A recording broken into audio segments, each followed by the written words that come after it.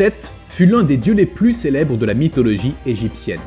Il était le fils des dieux Geb et Nout, le ciel et la terre, et le frère d'Osiris, Isis et Nephthys.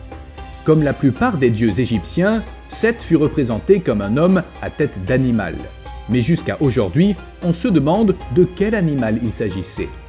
Certains disent qu'il s'agissait d'une bête hybride, un mélange de porc et d'âne, ou d'un oryctérope, un animal semblable à un fourmilier.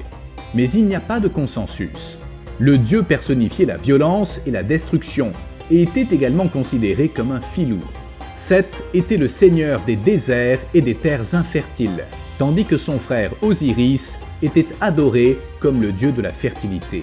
Le dieu Seth fut marié à Nephthys, et selon certaines traditions, comme Seth était le dieu de la stérilité, il n'aurait eu aucune descendance. Seth était très jaloux de son frère et imagina un plan pour lui ravir son trône. Le dieu de la destruction assassina son frère et lui vola son trône.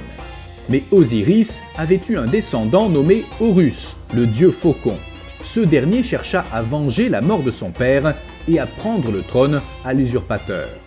L'affrontement entre Horus et Seth est l'une des histoires les plus célèbres de la mythologie égyptienne.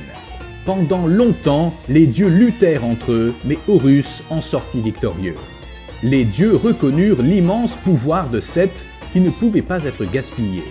Par conséquent, Seth devait naviguer aux côtés de Rê, le dieu du soleil, et le protéger du terrible serpent Apophis.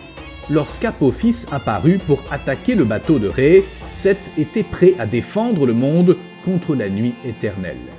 Selon certains chercheurs, Seth était considéré comme l'un des principaux dieux de la Haute-Égypte au début de la civilisation égyptienne, contrairement à Horus, vénéré en Basse-Égypte.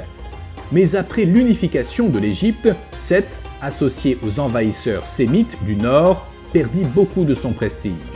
La victoire des disciples d'Horus sur les Hyksos qui vénéraient Seth symbolisait la victoire des forces qui représentent l'ordre contre les agents du chaos et de la destruction.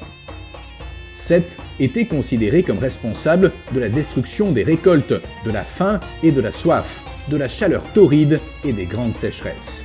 Le jour qui représentait la naissance de Seth était considéré comme un jour de malchance où les nouveaux projets et les nouvelles entreprises étaient à éviter. Bien que vaincu et rejeté, le grand pouvoir et l'influence de Seth dans l'ancienne religion égyptienne sont indéniables.